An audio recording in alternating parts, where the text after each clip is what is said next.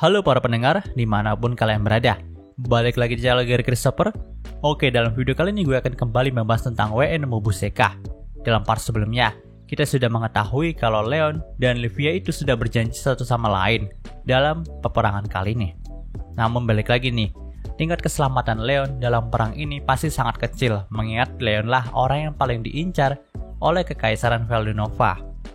Tapi nampaknya Livia nggak akan membiarkan Leon mati begitu aja. Dia sudah berjanji untuk melindungi Leon dalam perang ini, meski nyawanya sebagai taruhan.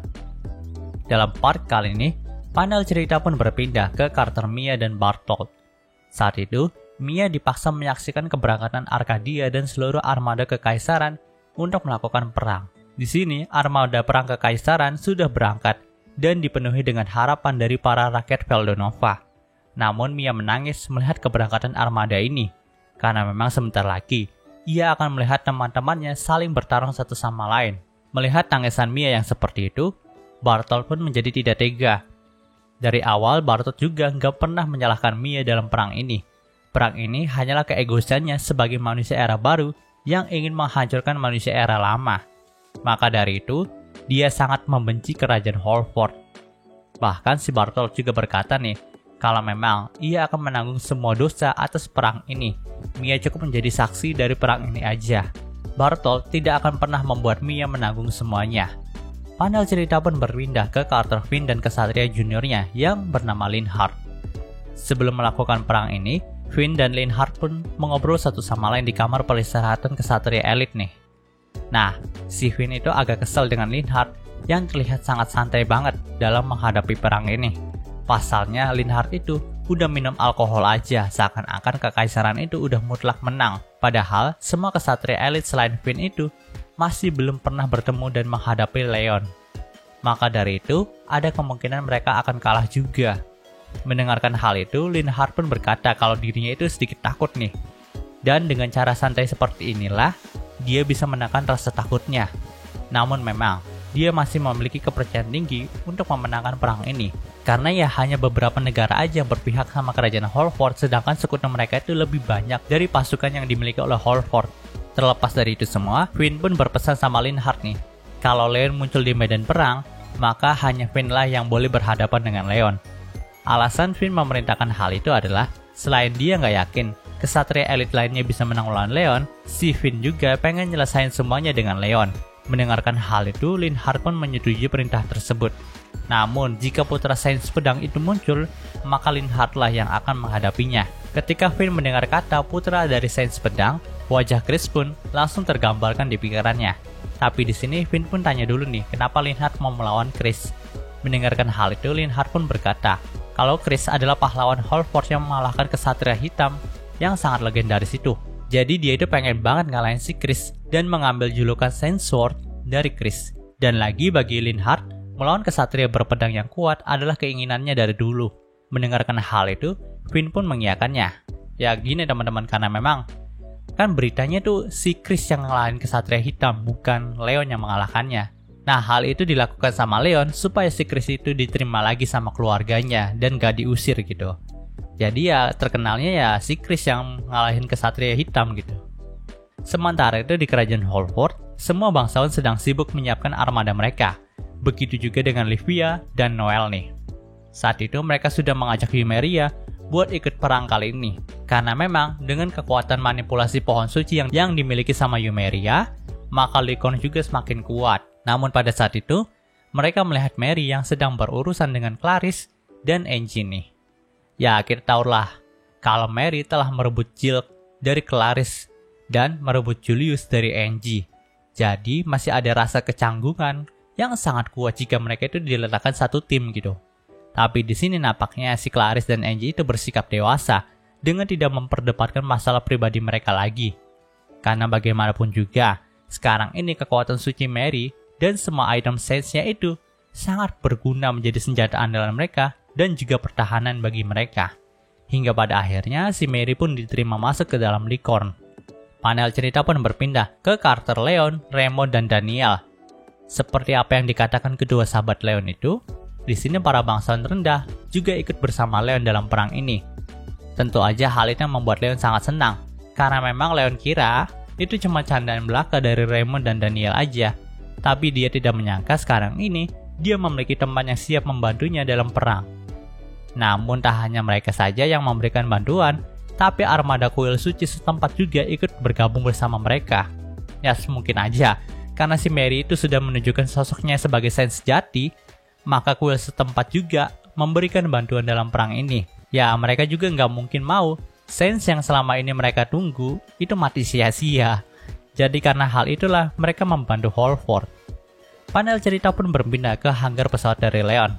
Saat itu sudah ada 5 armor dari Pangeran 5 Idiot dan Arrogance yang sudah dimodifikasi secara penuh sama Luxon nih. Bahkan Luxon juga berkata kalau saat ini dia tidak main-main dalam memodifikasinya. Walau nggak sekuat Arrogance, tapi performa dari 5 armor Pangeran Idiot ini sudah hampir setara dengan Arrogance. Di sini Leon pun cukup lega mendengarkannya. Karena ya bisa dibilang ini adalah pertarungan antara hidup dan mati. Jadi kalau Luxon tidak memodifikasi armor mereka secara maksimal, maka mereka juga bisa cepat kalah dan mati. Lalu ada juga Jill, Greg, Brad, dan Chris yang ada di sana. Mereka juga turut senang dengan modifikasi armor itu.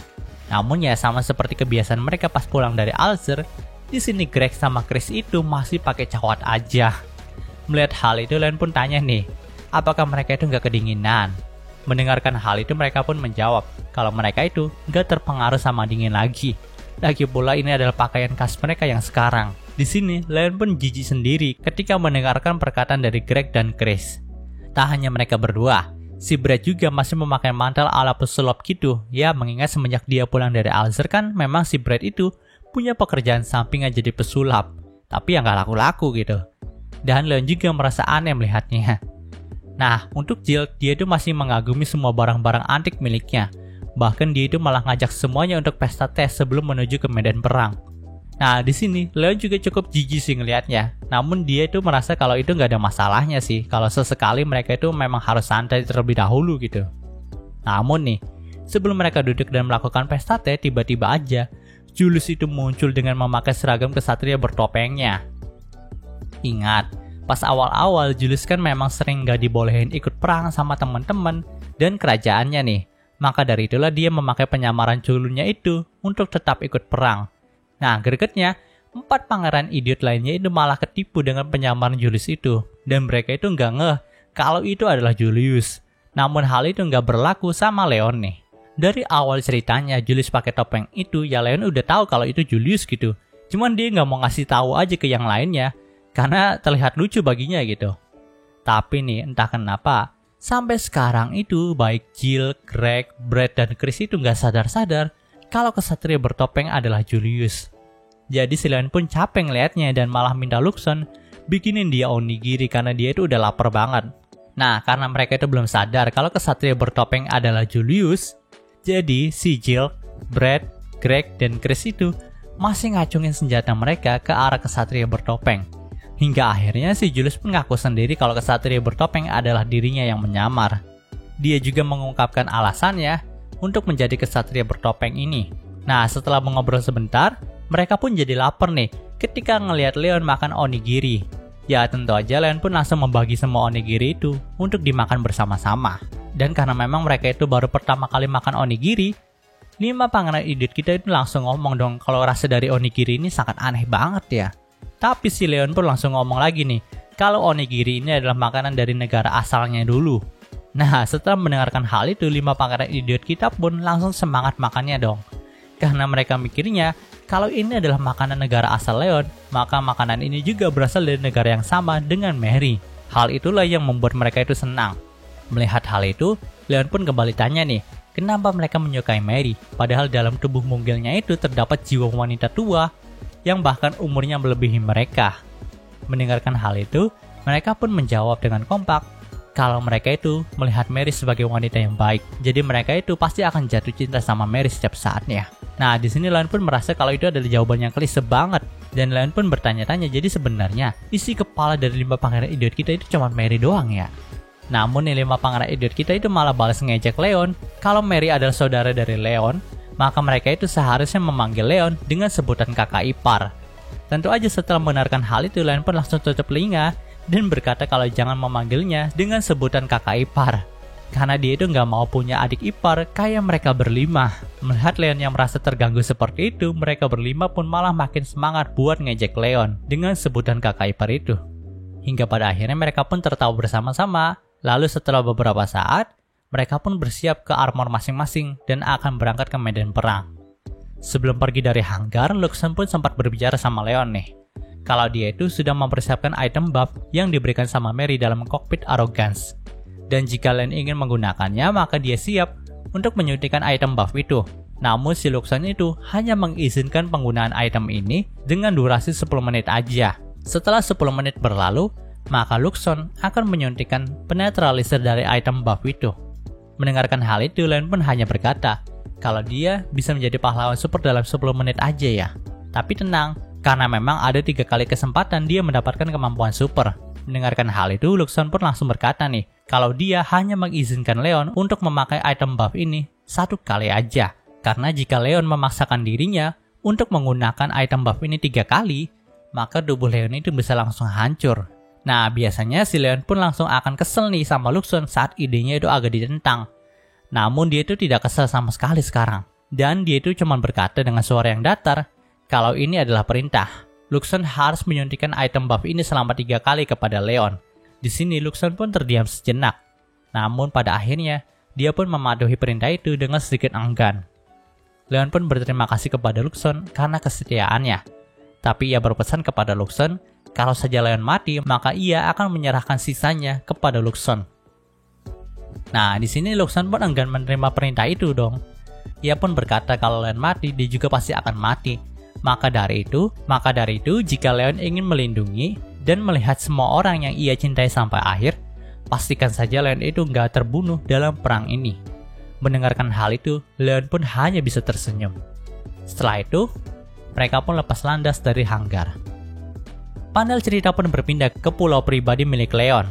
Ternyata pulau mengapung milik Leon itu dijadikan base camp untuk persediaan senjata maupun makanan bagi Holford dalam perang ini. Saat itu ada Barkus dan Nick yang sedang menjaga pulau tersebut. Mereka juga sempat berbicara satu sama lain sebentar, terutama tentang Leon nih. Mereka itu nggak nyangka kalau Leon menjelma menjadi sosok pemimpin Holford sekarang. Padahal keluarga mereka itu bahkan bukan dari keluarga kerajaan. Mendengarkan hal itu, Barkus pun mengkoreksi perkataan dari Nick nih. Karena memang leluhur mereka adalah petualang yang menemukan benua Holford ini, tapi sayangnya dia dikhianati sama teman-temannya, hingga nasib mereka pun menjadi susah seperti ini. Di sini Nick pun terkejut dengan cerita itu karena memang dia baru aja mendengar cerita itu dari ayahnya. Namun saat mereka ingin melanjutkan ceritanya, sebuah transmisi suara pun terdengar. Dikatakan kalau armada kekaisaran telah tiba dan jumlahnya adalah 3.000 armada. Itu adalah 2 kali lipat dari jumlah armada Holford. Namun Barkus pun langsung menyoraki para pasukannya supaya tidak gentar. Karena memang jika mereka mengikuti rencana yang sudah disiapkan, maka mereka pasti akan menang. Panel cerita pun berpindah ke Licorne. Saat itu Lyconne pun berada di bagian tengah formasi perang Holford. Nah, pada saat itu Claire pun berniat mengeluarkan perisai dari Lycorne karena dia punya firasat kalau kekaisaran itu akan langsung menembak ke arah mereka. Perisai yang dimaksudkan sama Claire itu berasal dari perpaduan energi sihir yang diserap sama pohon suci muda dan kekuatan suci dari Mary. Namun pada saat dimintai bantuan buat nyebarin perisainya, si Mary itu malah sakit perut. Dan hal itu membuat semuanya jadi panik nih. Di sini Claire pun sempat memarahi Mary karena memang pastinya si Mary itu memakan banyak onigiri yang ia telah buat tadi. Makanya gara-gara kebanyakan makan itu, si Mary pun jadi sakit perut. Tapi pada akhirnya Mary pun bisa memaksakan dirinya untuk menyerap energi dari pohon suci muda dan menyebarkan perisai suci untuk menghalau setiap serangan dari armada kekaisaran. Benar saja, beberapa menit setelah perisai itu disebar, tembakan laser dari armada kekaisaran pun langsung mengarah kepada pasukan Holford. Namun perisai dari Mary itu cukup berhasil menahan semua serangan itu. Jadi, tidak ada korban dari serangan tadi. Ditambah lagi si Claire juga memanfaatkan kekuatan dari Livia untuk memutus saluran komunikasi dari musuh. Ingat, Livia memiliki kekuatan untuk menulis semua suara yang ia mau di hati setiap orang. Jadi dengan kekuatan itu, Livia bisa mengacaukan semua saluran komunikasi dari armada kekaisaran. Sementara itu, Bartolt yang melihat Holford memberikan perlawanan cukup keras buat mereka agak frustasi nih. Dia pun terus meminta pasukannya untuk melancarkan serangan mereka. Tapi dalam hatinya Bartolt juga tidak mau melakukan perang ini. Namun sayangnya, dorongan sebagai kaisar jahat pun memaksanya untuk melakukan hal ini. Nah, di sini Bartok juga agak heran nih, kenapa Leon itu nggak terlihat di medan perang utama, padahal dia kira Leon itu akan muncul sebagai pemimpin dari pasukan ini. Bartok juga sempat bertanya kepada ciptaan manusia era barunya. Mendengar pertanyaan hal itu, ciptaan manusia era baru pun berkata, kalau dia masih belum menemukan posisi dari Leon. Mungkin aja Leon itu pergi mengungsi ke luar angkasa bersama dengan orang-orang terpentingnya. Karena memang partner Leon yang bernama Luxon juga adalah pesawat migrasi. Bartok pun ingin mengiyakan pendapat itu, karena itu adalah jalan terbaik yang dimiliki oleh Leon dibandingkan harus berperang. Namun dia masih punya keraguan dalam hatinya untuk mempercayai kalau Leon itu lari dari medan perang. Dan cerita di part ini pun berakhir. Oke, mungkin itu pembahasan dari WN Mobuseka-nya kali ini. Jika kalian suka video ini, jangan lupa untuk like, komen, dan juga subscribe ya, dan juga share agar gue lebih semangat lagi dalam membuat video dalam channel ini. Terima kasih telah menonton sampai detik ini. Gue Gary Christopher, signing off.